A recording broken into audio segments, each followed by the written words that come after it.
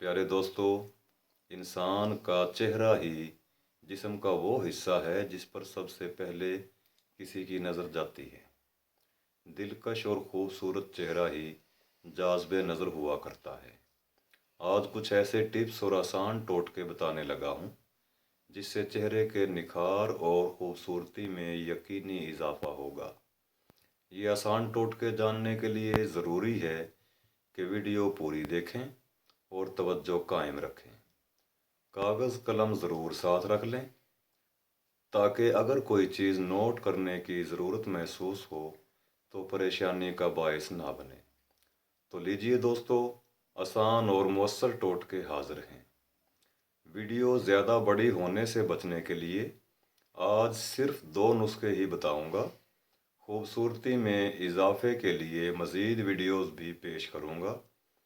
नए दोस्त सबसे पहले चैनल सब्सक्राइब कर लें और साथ ही घंटी वाला बटन ज़रूर दबाएं ताकि आइंदा हमारी हर नई वीडियो फ़ौरन मौसूल होती रहे। पहला आसान और मौसर टोटका हाज़िर है। खालिस शहद और बादाम का पेस्ट बनाएं।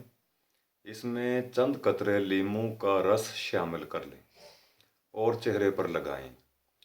15 से 20 मिनट के वक्फे के बाद किसी अच्छे साबुन से चेहरा धो लें। कुछ ही दिनों के इस्तेमाल से चेहरा निखरा निखरा और पुरकशिश नज़र आएगा। अक्सर ख़वातीन की आँखों के गिर्द स्याही माइल धब्बे बनकर चेहरे की खूबसूरती ख़त्म कर देते हैं। ऐसी ख़वातीन के लिए नुस्खा हाज़िर है।